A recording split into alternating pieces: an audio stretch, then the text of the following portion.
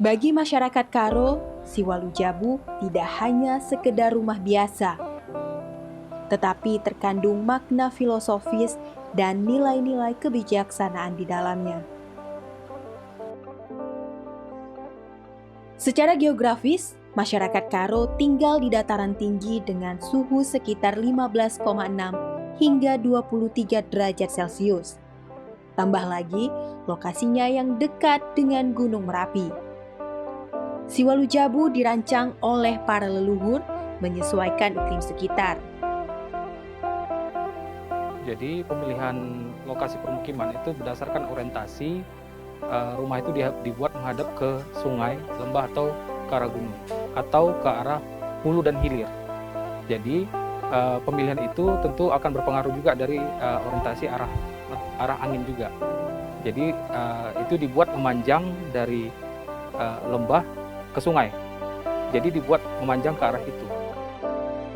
Jadi ketika sudah dipilih lokasi titik rumahnya, itu sebenarnya pembangunan rumahnya itu tidak seperti zaman sekarang, itu dibangun langsung manggil tukang, mandor, langsung dibangun misalnya.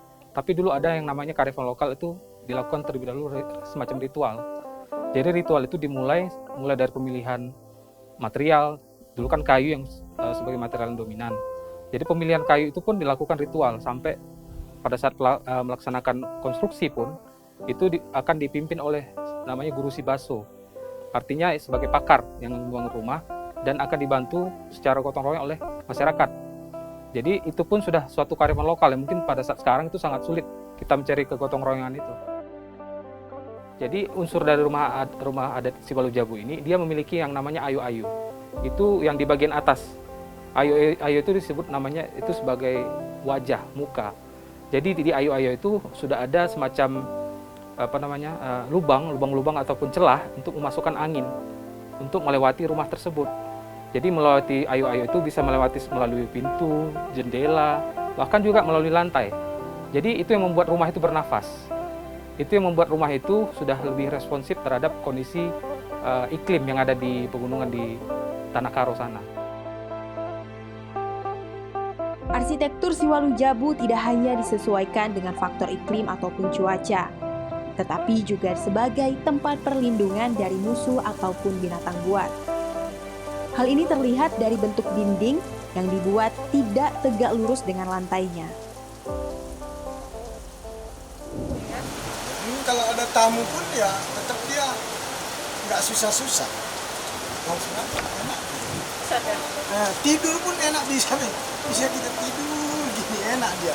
Seperti kursi di pesawat aja. Nah, kita mau masuk ke sini aja payahnya bukan main gitu loh. Kalau tadi umpamanya gini aja dia lurus, begitu ada lubang bisa gampang masuk. Kalau gini nggak bisa. Mau masuk gini mau jatuh aja.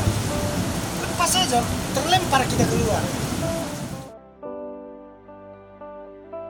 Dalam satu rumah tidak ada sekat, tapi memiliki 4 dapur. Nah, itu yang cukup unik. Ya, mungkin di tempat lain kita tidak temukan seperti itu. Asap dapur tadi naik ke atas dan keluar melalui ayu-ayu tadi. Itu juga bagian yang merawat rumah itu sendiri. Kenapa? Karena asap itu ternyata bisa membuat elemen kayu ataupun bambu dalam rumah itu lebih tahan lama. Siwalu artinya 8, Jabu artinya rumah. Sesuai dengan namanya, rumah adat ini dihuni oleh 8 keluarga. Meskipun Siwalujabu didirikan tanpa sekat, akan tetapi batasan-batasan diatur secara adat istiadat. Bisa dibilang rumah Karo ini lebih ke komunal ya. Sistemnya komunal. Jadi bukan kalau dilihat sekarang, kalau kita berbagi rumah seperti itu akan sangat sulit ya. Membayangkan ada 8 keluarga dalam satu rumah itu sangat sulit.